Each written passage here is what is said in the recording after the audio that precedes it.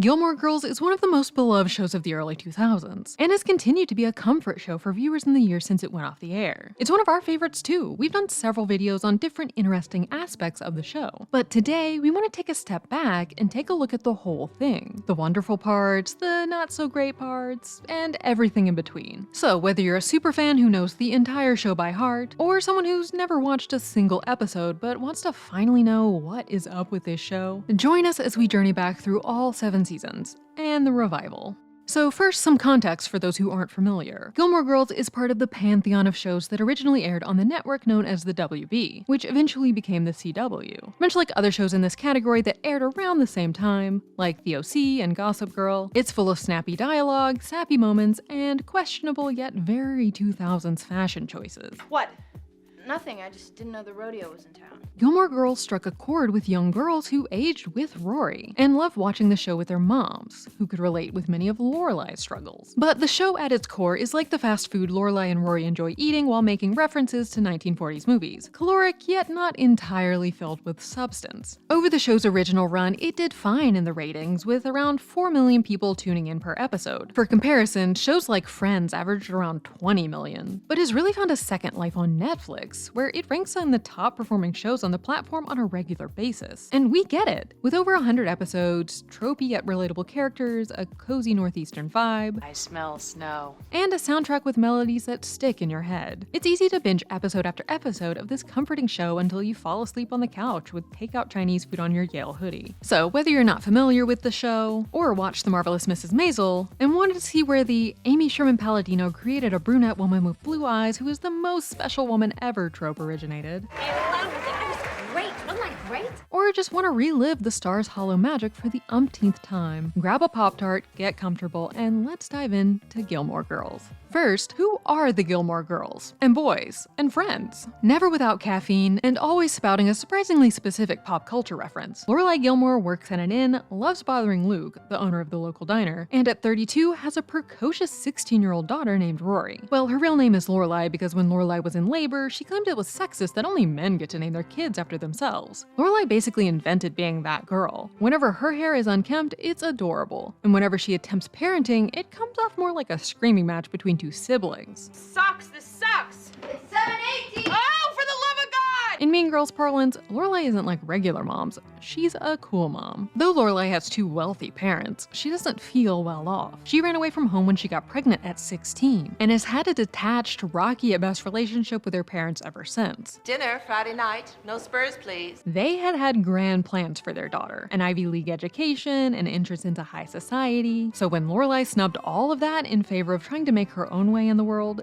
they were less than thrilled. Rory is more like the type of child Richard and Emily wish they had. Ambitious, intelligent, and doing very well in school. By the time we meet her, Lorelai has worked a lot on herself to grow from a 16-year-old mother of a newborn working as a maid in a hotel to make ends meet, to a wisecracking 32-year-old mom and inn manager. Guiding her through all of that like a baking angel is Sookie, Lorelai's bubbly, if a little clumsy bestie, played by Melissa McCarthy. Rory's going to Chilton! Rory's going to Chilton! Rory's going to Chilton! Sookie works at the inn with Lorelai and is a wonderful friend to her, even when she doesn't necessarily deserve it. Lorelai has a number of romantic relationships throughout the show as well. She even goes on a date with pre-famous John Hamm. You're the Solomon of wine. Everybody's got to be something. But the main relationship she has often serve to signal something about her flawed character and her unwillingness to grow up. One of those relationships that ebbs and flows over the course of the show is with Christopher, Rory's father. As we'll cover, he's not around a ton in the beginning of the series, but does start to play a bigger role later on. He and Lorelai met as kids who wanted to disobey their uptight rich parents. What better way than to have a child out of wedlock before college? And then there's Luke, the grouchy diner owner that Lorelai sees pretty much every day. But they totally just see each other as friends. Unless... Since this was a WB show, the way in for many of the show's younger viewers was through teenage Rory. Rory's extremely bookish and a little shy. But with the help of her best friend Lane, she's doing her best to survive the ups and downs of teenagerdom. Did I just jinx it? I don't know. Let's do that unjinxing thing we used to do, just in case. Good. Jinx back, double pinky round the side, double pinky jinx back.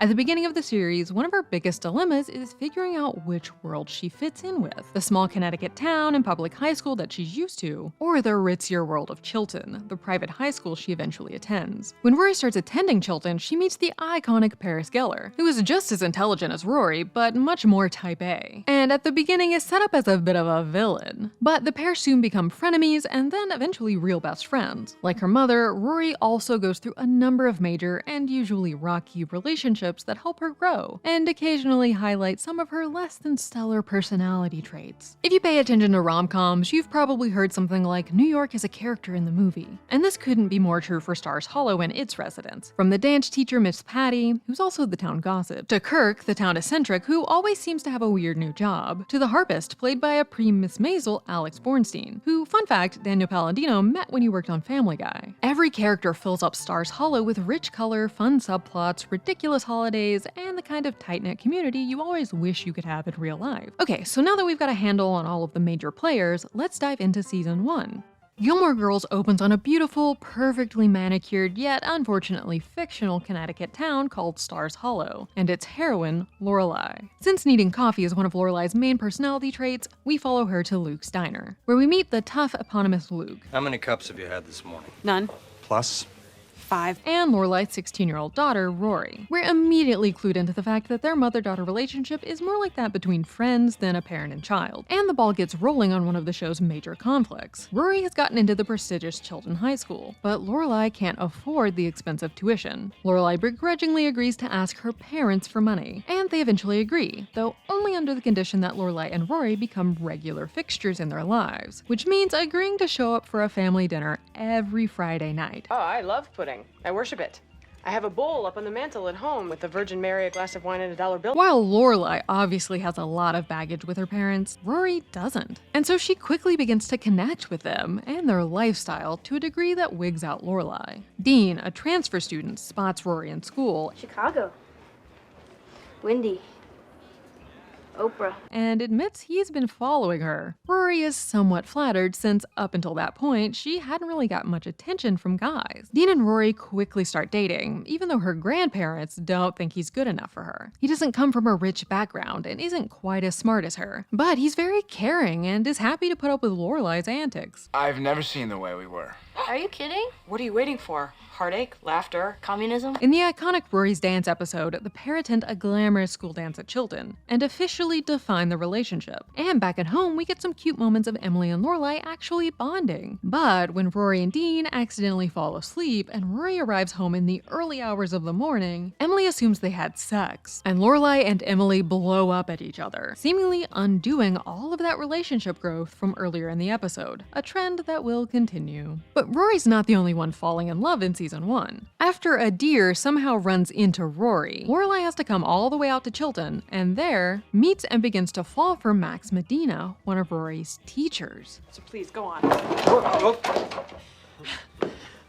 What in the world? They start dating, but try to keep their budding romance under wraps. He ends up being a wonderful boyfriend who is open and emotionally available, terrifying Lorelai. Meanwhile, Paris is feeling upset about her parents' divorce and, after spotting Lorelai and Max breaking up and then kissing, tells everyone so Rory is the object of gossip instead of her. Rory is initially pissed and confronts Paris, who actually apologizes. And once Rory realizes why Paris is behaving this way, she actually feels kind of bad for her, and the whole situation ends up deepening their relationship. This willingness to push past the more grating aspects of the other's personality and support them will come to be a defining part of Rory and Paris's friendship. Lorelai ends up going on a horrible double date with Sookie, her new beau Jackson, and his strange cousin Rune. Don't spread it around. It's not one of my shining moments. Yeah, and you probably have so many to pick from. Luke is annoyed by this. He's been harboring feelings for Lorelai for years and doesn't like seeing her with other guys, and so he finally asks her out. Just when Lorelai is assessing whether she also has feelings for Luke, Christopher rolls back into town on a motorcycle, no less. Nice shirt.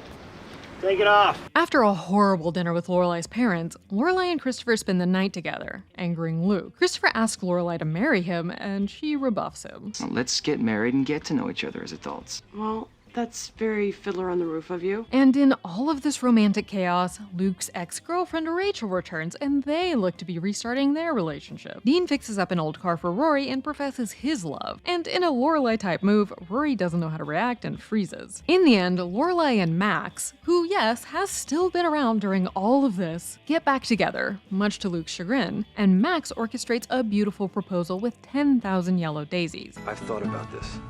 I want you to do the same.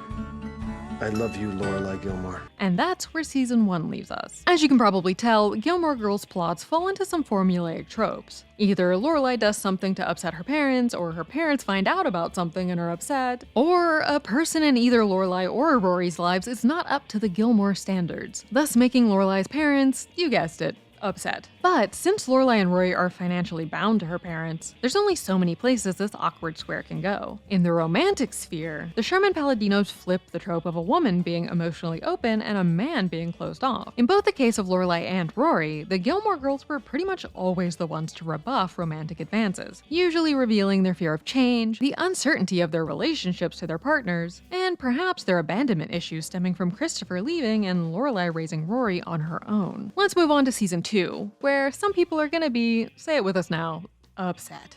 Lorelai accepts Max's proposal and tells everyone, except her parents. Emily finds out about it from Sookie, infuriating her. And at a family dinner, Richard insults Dean, infuriating Rory. After Lorelai then quickly breaks off the engagement, she and Rory decide to go on a road trip to her dream school, Harvard, to escape everyone's sympathies. Harvard University. It's really real. Looks just like the pictures. Lorelai waffles on the broken engagement, and is wowed when she sees that Luke built a chuppah for her. But the good vibes can only last so long, as hot menace Jess Mariano, Luke's nephew, appears on the scene. He's smart, troubled, and mysterious. The perfect bad boy with an attitude to bring even more drama into Stars Hollow. He manages to piss everyone off so quickly and vehemently that Luke pushes him into a lake. Paris and Rory's struggle for dominance at Chilton continues, as Paris sabotages Rory by telling her the wrong meeting time for the school paper, and after Rory's work is praised, makes her interview Max Medina, really rubbing salt in that wound. Then Rory engages in some upper-class shenanigans, including a debutante ball where she's accompanied by back-in-the-picture Christopher, who is in a new relationship, and guess who's not happy about that, and accidentally falling into a Chilton sorority called the Puffs, where she and Paris get hazed. We find you fascinating. Like the monkey habitat. After years working her way up the ranks at the Independence Inn, Lorelai has always dreamed of going out and starting her own inn where she was in charge. And season 2 is where we really start to see her putting these plans into motion, including going to business school. The inn's owner Mia comes back and is actually excited about the plans because she was ready to sell the inn anyways. And Mia ends up giving Emily some insight into all of those years she missed out on when she and Lorelai weren't speaking, including sharing photos of young Rory and Lorelai. After another cutesy event, the Stars Hollow picnic basket auction, Jackson proposes to Sookie.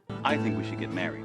Are you pregnant? When Christopher returns to Stars Hollow, new girlfriend Sherry in tow, Lorelai brings Christopher to Friday night dinner, enraging Emily, who always worried that Lorelai would go back to Christopher. Lorelai confesses to Christopher that she does feel the same way he had back when he proposed, and that her proverbial candle for him is the reason she was never in a committed relationship. Unsurprisingly, Christopher isn't really down to accept that responsibility now. How dare you put that on me? I'm just thanking you. Well, don't. It seems like Lorelai only desires Christopher when he's already settled, part of her pattern of pining for someone she can't have, so she doesn't have to get hurt in an actual relationship. Meanwhile, Rory has been the center of attention as far as the boys on the show are concerned. Between her up and down relationship with Dean, her flirtation with rich guy Tristan, and her growing relationship with Jess, she has her hands full in season 2. Rory and the rest of the town had begun to warm up to Jess. That is, until Rory agrees to tutor him, and on a study break, Jess gets them into an accident, breaking Rory's wrist and totaling their car. Don't snark and drive, folks. Tomorrow, you'll stand in the middle of the street and I will drive straight at you, screaming in a foreign language. This makes the entire town super mad at Jess, and he escapes to Manhattan. Rory sneaks away to visit him and misses Lorelai's business school graduation. Lorelai is mad, but realizes this was because Rory is in love with Jess. Christopher arrives back in town with Sherry, who reveals she's pregnant. of course upsetting Lorelai. And Jess returns to Stars Hollow and says that he intends to stay. In this season, Jess is both the foil to Rory and Dean's perfect relationship and Rory's good girl persona. She learns to let loose and have fun with Jess, but it's clear that Rory having fun upsets the general balance of the show, making everyone around her react negatively. Family systems theory posits that family members are used to every member playing their role. For example, one person might be the aggressor, one might be the victim, and one might stay out of it. When one member of the family attempts to break the cycle and act differently, the whole family freaks out because it's new and they don't like it. The town of Stars Hollow is like a family, and Rory not being the sweet good girl anymore scares everyone. Season 3's first episode has a terrible earworm of a song performed by a band in the Stars Hollow town square. Oh, well, looks like he's got his What I Did This Summer essay all researched and ready to go. Rory discovering Jess may have moved on, and Lorelai still being upset over Christopher. Lorelai and Rory attend Sherry's baby shower, and Rory begins to apply to colleges. Rory's Stars Hollow bestie Lane has been dealing with her mother's overbearing nature since the beginning, but now it's really starting to ramp up. And so she begins to rebel by dating non-Korean boys that her mother would never approve of, no matter how nice they are. Oh hey there, future Seth Cohen. You're a guitarist. But how'd you know I was me? The Dead Kennedy Show was a tip-off.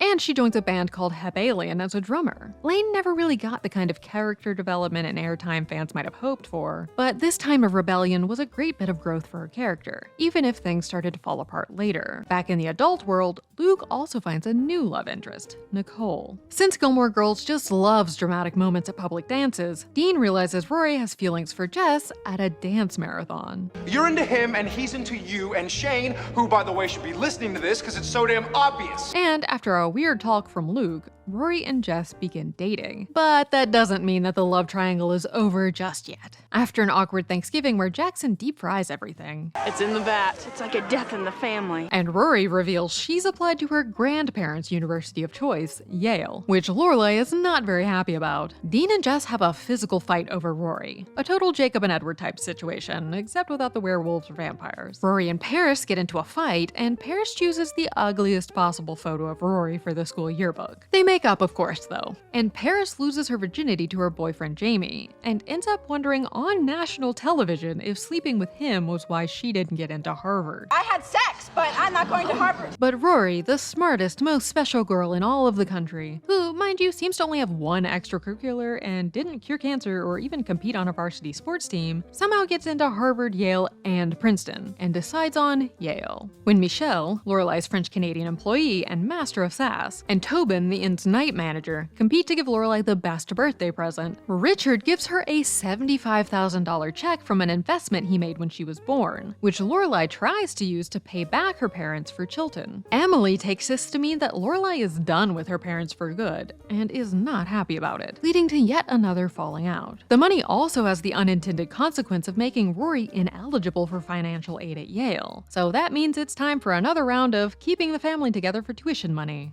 Dean gets engaged to a girl in Stars Hollow named Lindsay, Jess leaves for good to go search for his father, and Lorelai buys the Dragonfly Inn with some financial help from, guess who? No, really guess. Richard and Emily, of course. The season ends with Rory inexplicably being named valedictorian over Paris, but in the end, Paris is able to find the bright side. I actually Googled the personal histories of Ivy League valedictorians going back 25 years and found some enlightening statistics. They don't necessarily do too well in later life. Did you know that? The end of season 3 marks the beginning of a change for the show. As with Rory graduating, that means she's going to be heading off into the world on her own, kind of, changing up the whole dynamic. Lorelai and Rory's close-knit nature was such a huge part of the show, so it was hard to imagine how things could go on with Rory way off at university. But as they say, the more things change, the more they stay the same.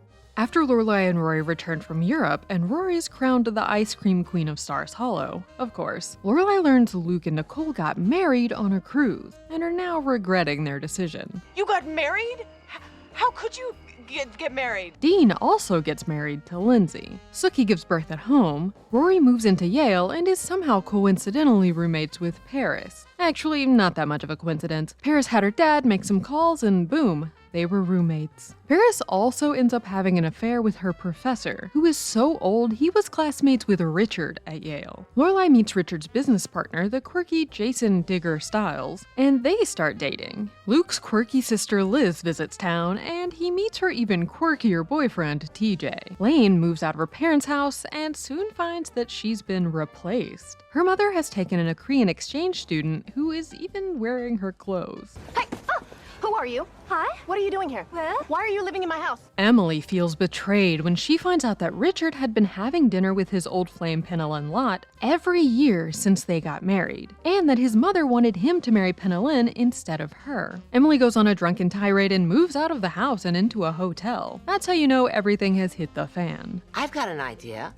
Why don't you call Penelyn Lott and have her plan the funeral? It's interesting to see Gilmore Girls try to take on a more mature relationship and show that even those have issues that pop up, big and small. Shoehorning this wrench into Emily and Richard's relationship out of the blue might feel a little contrived, but it also allows us to see a new side to Emily, and gives her the opportunity to realize that maybe life and love aren't as easy to control as she'd like to imagine. In Stars Hollow, Liz announces she's getting married in a week, and Jess comes back into town for the wedding, which is Renaissance themed. TJ tries to wear tights at the wedding and is injured. In another emotional dance moment, Luke and Lorelai share a slow one and start dating. Finally, after all of these plot-packed seasons, Lorelai realizes that the person she wants to be with was right there all along. Just like every rom-com, Lorelai doesn't pay too much mind to Luke at the beginning. He starts off the series mostly just aiding and abetting Lorelai's caffeine addiction, and he's gruff and closed off, leading to lots of tension and fights. I don't need your help. Yeah, you do. But Lorelai realizes that she's somehow always, deep down, had feelings for him. And since we've basically known Luke and Lorelai are in-game since the beginning, with only Christopher really standing a chance, it's always been pretty obvious that everyone else they date are just disposable runner-up love interests who basically only exist to keep them apart. But as with any rom-com, just because the in-game pair has finally admitted their feelings for each other, that doesn't mean the drama's over just yet. But on the bright side, Lorelai and Sookie do finally open the Dragonfly Inn. This season ends on one of the biggest character, choices so far. Continuing on her path of not being such a nice girl anymore, Rory loses her virginity to Dean. Yeah, married ex-boyfriend Dean. To be fair, she wasn't in a great place mentally at the time. She hadn't made many friends at Yale, was feeling generally not confident, and even had a professor suggest that she should drop a class. It would make sense that Rory would go back to a place of nostalgia where she was always beloved, aka Dean, who always seemed to worship her. But it's also the perfect encapsulation of her self-centered nature. She sees herself as the main character of the world. And how could she not when everyone else in town seems to treat her that way too? And so she thinks that sleeping with a married guy is fine for her to do because everything is okay when she does it. Well, aren't you glad that it happened with someone who's good and really loves me? He's married. You don't understand the situation. Is he still married? Yes, but... Then I understand the situation. Everyone makes mistakes, even big ones. And Dean is obviously also at fault here since he's the one that's married. But Rory's choice to sleep with him and defend it was a big shock to fans. And also a signal that her main character syndrome was only going to get worse. The season opens with the aftermath of Rory and Dean's affair, with not much settled. Even though Dean was Rory's first boyfriend, and Lorelai has nothing but love for him, she is, for obvious reasons, pretty disappointed. Emily announces that she and Richard are separated, which means he's stuck living in the pool house. Rory and Emily go off to Europe, while Luke and Lorelai take steps forward in their relationship, and Luke joins Liz and TJ on a wacky Renaissance fair circuit. Lindsay finds a letter Rory wrote to Dean about their affair and throws him out. So Dean and Rory try to start dating again while keeping it a secret. Unsurprisingly, that doesn't go super well. Lane realizes she's in love with her bandmate Zach, and they confess their feelings for each other. I like you, Zach. I like you as more than a bandmate and more than a friend. Sookie gets pregnant again, and is done with the whole pregnancy thing, and so makes Jackson get a vasectomy. People around Stars Hollow begin to find out about Luke and Lorelai, and at a town meeting, Taylor even shows a bunch of charts that indicate how bad their breakup would be for the whole town, should it occur. Liz and TJ move to Stars Hollow, and their problems with their house ended up teaching every WB viewer what escrow means. Ladies and gentlemen, I I'm an escrow. Rory and Lorelai's romantic lives are particularly turbulent this season, though when are they not? Rory meets Logan at Yale, and their first interactions are rocky to say the least. But she ends up working with him on a story about a Yale secret society called the Life and Death Brigade. I really should have confirmed that those potatoes were okay. They begin to grow closer when Emily sets up a party, a Yale alumni party, to be specific, to find Rory a potential suitor that isn't Dean, and Logan shows up at the last minute. In another meddling moment, Emily learns Lorelai and Luke are dating, so Lorelai brings him to dinner, and is insulted the entire time. Some workman has left his filthy truck in our clean driveway. Richard must have sent for him. Oh, that's mine. After Richard sees a man Emily dated and rear-ends his car, Emily and Richard realize that they do really care for one another, reunite, and renew their vows. Christopher's dad passes away, and Lorelai goes to comfort him, leading to a fight between Luke and Christopher. Rory and Logan begin to amp up their relationship, but it doesn't go the way she'd hoped. She goes to visit the Huntsbergers, and the tables have turned. Instead of the Gilmores thinking her boyfriends aren't good enough for her, this time it's Logan's family that thinks she's not good enough for him. For the first time in her life, she has to deal with people who don't immediately think she's the center of the universe. I mean, I'm a Gilmore. Do they know that? My ancestors came over on the Mayflower. So, to prove them wrong, Rory begins to intern at Logan's father's newspaper, which doesn't go well when he's pretty direct with her about the fact that he doesn't think she has what it takes to be a journalist. She spins out and ends up impulsively stealing a boat with Logan and getting arrested, and then decides to drop out of Yale. I'm not going back to Yale next year. Why? Because I'm not sure that it's the right place for me. This leaves Lorelai angry and mortified, and the two stop speaking by the end of the finale. A huge moment for this pair that has spent Rory's entire life attached at the hip. Though at least not everything ends badly. Lorelai impulsively proposes to Luke. Luke, will you marry me? What? Rory's meltdown feels both like a shark-jumping move on the part of the writers, and like an intense teenagery reaction from Rory. When you look at her life up until now, she's had it pretty great. Sure, her parents aren't together, but her mom is her best friend. Sure, she didn't grow up well off, but isn't everyone in this type of magical town sort of well off? Or at least well off enough to throw big ice cream parties every other week? But her grandparents are rich, and now she's got no problem using their money to get whatever she wants. The series in all of this time tells us that Rory is special, so special that she can get into 3 Ivy League schools without even really trying. But when she struggles just a little bit in the areas of school, work, and her relationship, she not only can't handle it, she decides to blow up her entire life in response. The narrative tension, especially as we're now in the back half of the show, asks a question that none of us really cared about before. Is Rory going to return to school? And what else would she do instead? And Lorelai and Rory not speaking is meant to feel heavy as well. But we know their relationship is strong, and they'll be talking in no time, right? In any case, is it a little bit of schadenfreude to see Rory get knocked down a peg after seeing everything go right for her for all of her life? A little bit. Lorelai and Luke get engaged, and Rory and Logan take a break. In the spirit of old-timiness, Rory joins the DAR, the Daughters of the American Revolution, where Emily has been a member for years. She also starts volunteering, though it isn't out of the kindness of her heart. She's got 300 hours of court-ordered community service to complete because of the whole boat theft thing. She throws a World War II-themed party at the DAR, where Richard and Mitchum Huntsberger throw hands, and Emily throws insults at Shira Huntsberger. He's still a playboy, you know. Well, of course you know. That would explain why your weight goes up and down 30 pounds every other month. Just when things couldn't get any worse, Jess returns. You'd imagine that Jess would think committing theft and leaving school was super awesome, but instead he gives Rory some advice. I know you better than anyone. This isn't you. I don't know. What are you doing? Just as Rory and Lorelai reunite, the single most annoying character in all of Gilmore Girls history, April Nardini, arrives. I couldn't anticipate what I'd be in the mood for. Would I feel like reading Melville or McInerney? And of course, because the show has devolved into a nighttime soap, April happens to be Luke's daughter that we've never heard about, and which Luke unsuccessfully tries to keep a secret from Lorelai. Rory returns to school, where the newspaper staff, surprise surprise, hates Paris. To be fair, she is being very, well, Paris. But of course, instead of taking the chance to let Paris have some growth and get a win, Gilmore Girls falls back on its old favorite, letting Rory have everything. The staff unanimously vote to make Rory the editor instead of Paris, leading Paris to kick Rory out of her apartment. Needing a place to stay, she runs to Logan, and they get back together. Things still aren't perfect for the pair, as she learns that he has slept with other people on their break. He won't stop playing pranks on people, and he still refuses to plan for his future. As the consummate planner, Rory dislikes his lack of ambition, even though he was like this the entire time. So she goes, where else, to visit Jess. Glad you're here. Yeah, me too.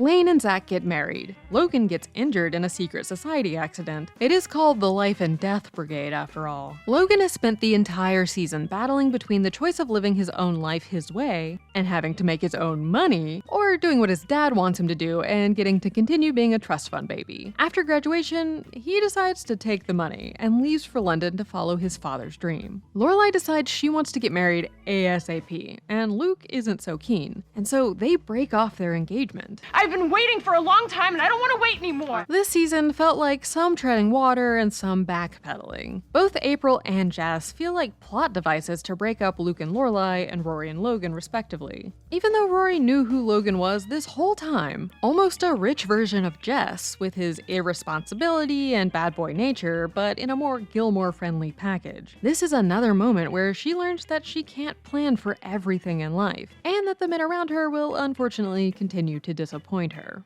Gilmore Girls' 7th and final season is kind of a weird case. It's the only season to not have Amy Sherman-Palladino or Daniel Palladino as showrunner. The pair had issues getting the network to agree to push the schedule a bit or let them hire more writers. And so, the network just decided to bring in a new team to run the show. That was not a great choice. It was also the only season to appear on the CW, after it was created by that whole the WB-UPN merger. The season got mixed at best reviews from fans because it seems like it just doesn't quite fit in with the rest of the show. Characters don't fully act like themselves, and some plots just seem out of place. But okay, so what actually happens? Well, the season starts with post-called-off engagement Lorelai waking up in bed with, take a wild guess, Christopher. And Lane, the one who actually went through with her wedding, returns from her honeymoon having lost her virginity on the beach, claiming that sex sucks. Lane's entire arc of rebellion and trying to make her own cool life being watered down over the seasons, and just ending as woman who married some lame guy and then got pregnant the first time she had sex, was definitely kind of a bummer. After a Friday night dinner, Lorelai has a surprising moment of clarity, realizing her whole character's MO breaks down to this. But what if I don't want to do what I want to do because I want to do it,